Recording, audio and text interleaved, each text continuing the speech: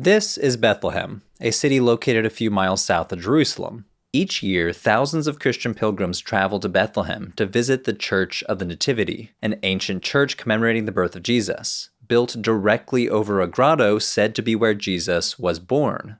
But was Jesus really born in Bethlehem? Turns out many, if not most, scholars say no. The story of the birth of Jesus appears in two books in the New Testament, the Gospel of Matthew and the Gospel of Luke. But New Testament scholars have long noticed that these two versions are very different. Matthew's version goes something like this. Mary finds herself pregnant from the Holy Spirit before having lived with Joseph. Joseph wants to avoid publicly humiliating her because of this unplanned pregnancy, so he plans to divorce her quietly. But an angel of the Lord convinces him otherwise. The chapter simply ends with Joseph taking Mary as his wife and Jesus being born. Chapter 2 includes a dramatic story of Magi traveling from the east to Jerusalem, asking King Herod about the newborn king of the Jews, Herod attempting to kill all baby boys 2 years and younger in order to eliminate this potential rival, and the Holy Family escaping into Egypt to avoid this massacre. The chapter ends with the return from Egypt after Herod's death. However, because Herod's son is ruling over Judea, Joseph fears for their safety and instead goes to the region of Galilee and settles in Nazareth. So in the Gospel of Matthew, the hometown of Jesus appears to be Bethlehem. Chapter 2 starts with the statement, after Jesus was born in Bethlehem of Judea. Nazareth is not mentioned at all until the end of chapter 2, and it's implied to be a place where they newly settled. There he made his home in a town called Nazareth. In Luke's version, Mary and Joseph already live in Nazareth, but they travel down to Bethlehem because a decree from Caesar Augustus required everyone in the Roman Empire to be registered in a census, but they had to be registered in their ancestral homes. They go to Bethlehem because, according to Luke, that was Joseph's ancestral home as a descendant of King David, who, according to the Hebrew Bible, was from Bethlehem. There, Mary gives birth to Jesus and lays him in a manger. Then a host of angels appear to nearby shepherds, announcing Jesus' birth as the Savior and the Messiah, and the shepherds go to Bethlehem to see the child. So Matthew and Luke do share some broad brushstrokes. The parents of Jesus are named Mary and Joseph. Jesus is born in Bethlehem, and he eventually moves to Nazareth. But the two narratives are very different. Luke has the census, the manger, and the shepherds. Matthew has the Magi, the escape to Egypt, and the evil King Herod killing babies. So let's return to the original question. Was Jesus really born in Bethlehem? When assessing the historicity of a claim, historians usually like multiple independent sources. Multiple independent sources reporting on the same claim makes that claim more likely to be true. But despite this, most critical scholars argue that Jesus was not actually born in Bethlehem, but more likely was born in Nazareth. One of the definitive studies on this topic is by the scholar Raymond Brown, who addresses the question in his 750-page monster of a book called The Birth of the Messiah. In one chapter, he casts serious doubt on Bethlehem as the birthplace of Jesus, following two lines of evidence. The first part of the argument focuses on the fact that Bethlehem shows up nowhere else in our earliest sources. Instead, Nazareth and the Galilee seem to be taken for granted as Jesus' hometown and native region respectively. For example, the earliest gospel, the Gospel of Mark, never mentions Bethlehem, but it does call Nazareth his hometown.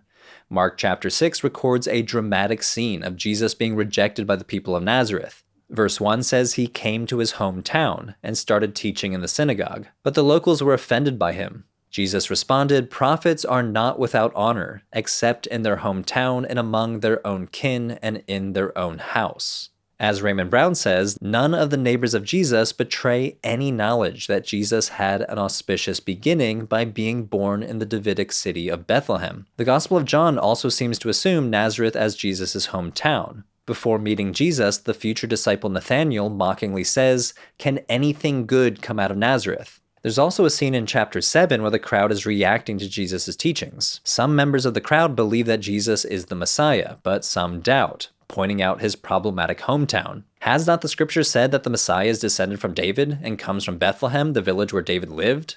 But the gospel makes no attempt to connect Jesus to Bethlehem, even though it would make sense in the context of this story. Now, to be fair, hometown doesn't necessarily mean birth town. I was born in New Jersey, but I've lived most of my life in Pennsylvania, so I call Pennsylvania my home state.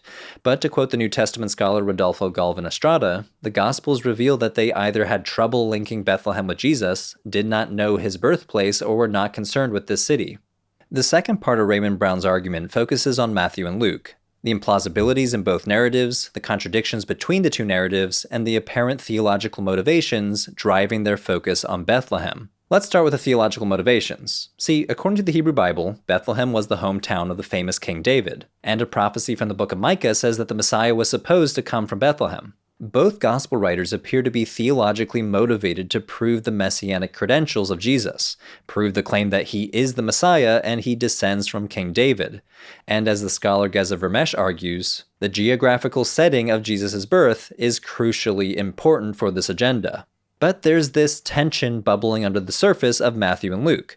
Jesus needs to be from Bethlehem because he's the Messiah, but he also needs to be from Nazareth. The Gospel of Mark says that all the time, and Matthew and Luke copied huge chunks of Mark into their respective Gospels. Matthew and Luke's two birth stories fix that tension. Matthew's account is pretty straightforward. Jesus was always from Bethlehem.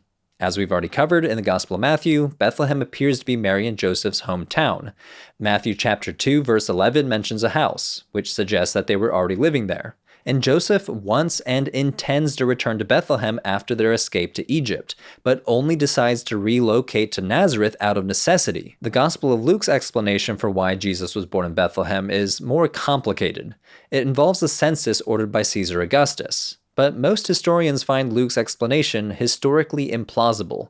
Luke says this census was undertaken while a Roman politician named Quirinius was governor of Syria, and also says that Jesus was born in the days of King Herod. But this raises a few problems. The historian Josephus reports that Quirinius was indeed a governor of Syria, and that Rome did indeed conduct a census during his tenure. But all this happened in the year 6 CE.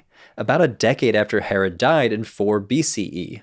Luke is probably conflating a few major moments of Judean history: Herod the Great's death, the census of Quirinius, and the creation of Judea as a Roman province. Before this, Judea was a Roman client kingdom, ruled by Herod the Great's son, Herod Archelaus, but Caesar Augustus deposed him for being incompetent and absorbed Judea into the province of Syria. This meant that Rome began to impose direct taxation on Judea, which would have required a census of some sort, in order to better administer the province.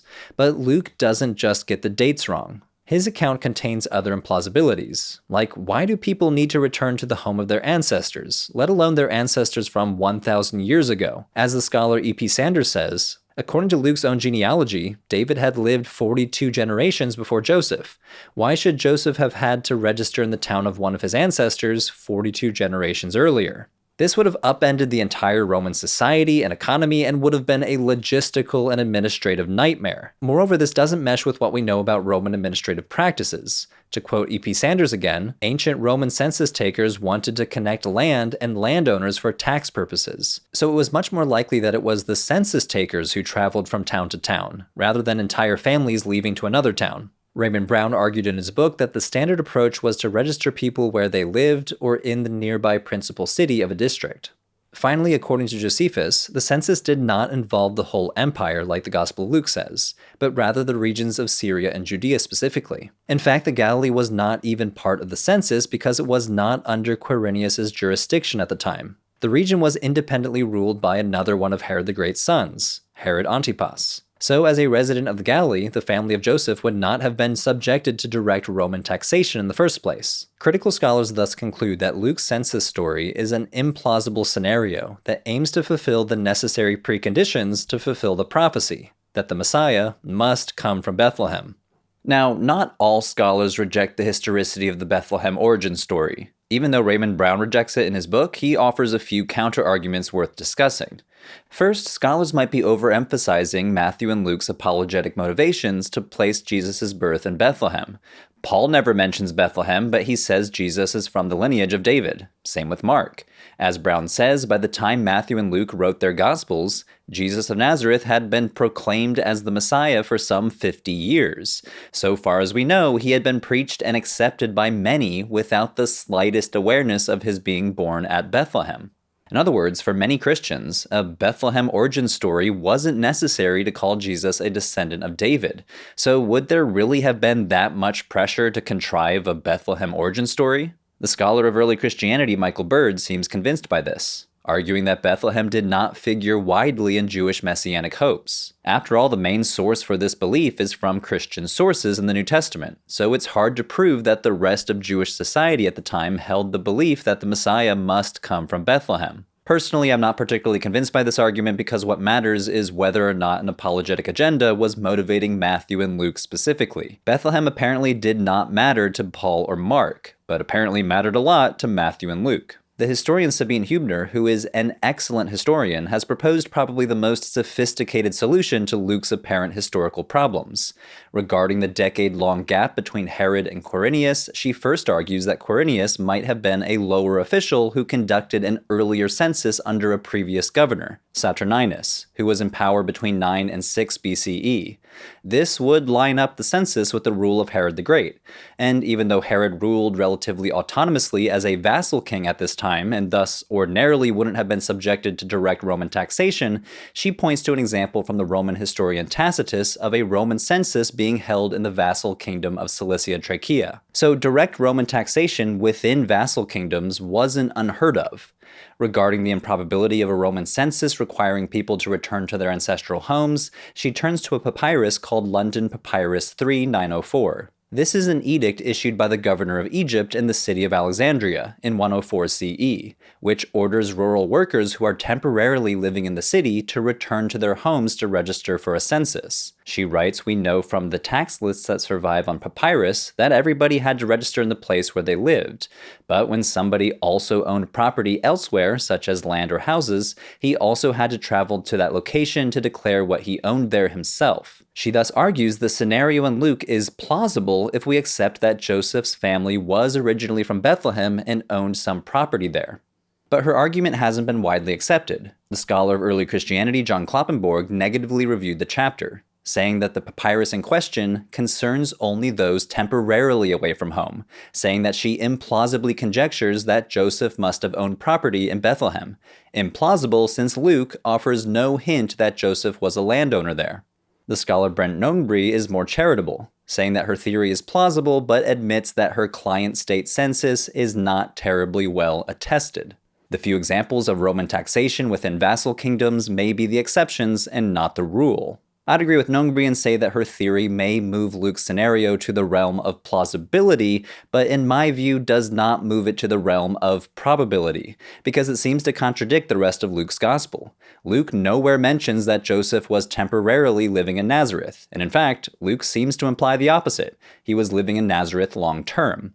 Luke nowhere mentions that Joseph's family owned property in Bethlehem, and in fact, seems to imply the opposite, that the family was relatively poor and not multi-city landowners. Moreover, the papyrus that she hinges her argument on seems to concern only the workers living in the immediate countryside of Alexandria, and thus is not comparable evidence for a census requiring a 100-mile journey, let alone a journey that required someone to return to their ancestral home. I find myself siding with Kloppenborg here when he says, "These seem heroic efforts to rescue Luke from an error, but it would seem better simply to conclude that he was mistaken about the date of Jesus' birth." This is not to say that Luke invented the narrative whole cloth. Both gospel writers were likely drawing on earlier traditions. We already know that Matthew and Luke both copied Mark as a source, and there's even compelling evidence that Luke might have used Josephus as a source as well. But I'd agree with the scholar Dr. Helen Bond when she says it seems more likely that the story was developed within early Christian circles to connect Jesus with the Davidic Messiah. So the different versions of the Nativity story found in Matthew and Luke show that Christians were actively developing the narratives of Jesus' life in the first few centuries after his death.